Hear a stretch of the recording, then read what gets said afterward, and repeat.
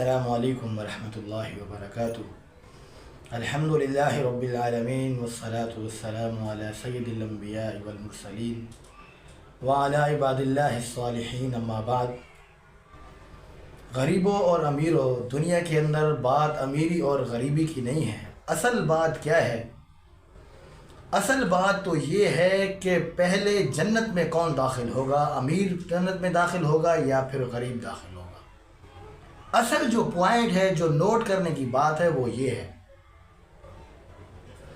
غریب وہ انسان جس نے ساری زندگی اپنی زندگی پریشانیوں میں گزاری، دنیا کے اندر ہر پریشانی اس نے اٹھائی، تکلیف اٹھائی، کبھی سکھ نہیں دیکھا، کبھی سکون نہیں پایا، کبھی کچھ کھایا تو کبھی کچھ بھی نہیں کھایا۔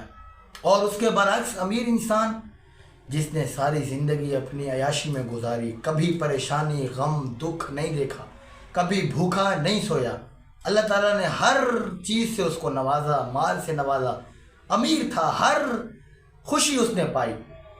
لیکن کل قیامت کے دن قیامت کا دن ہوگا، دونوں بغیر لباس کے اللہ کے سامنے کھڑے ہوں گے۔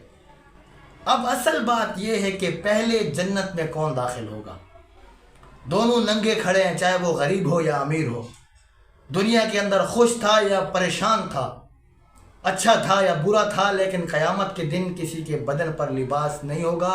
اللہ کے نبی علیہ الصلوۃ والسلام کا فرمان ہے کہ امیر لوگوں سے غریب لوگ آدھا دن پہلے جنت میں داخل ہوں گے۔ سنن ابن ماجہ کی حدیث ہے، 4122 حدیث نمبر ہے۔ نبی علیہ الصلوۃ والسلام نے فرمایا، مؤمنوں میں سے غریب لوگ مالدار لوگوں سے آدھا دن جنت میں پہلے داخل ہوں گے۔ اور قیامت کے دن کا آدھا دن کتنا ہوگا؟ اگر دنیا کا ہم حساب لگائیں تو قیامت کے دن کا آدھا دن اتنا ہوگا جتنا دنیا کی زندگی کے 500 سال ہیں۔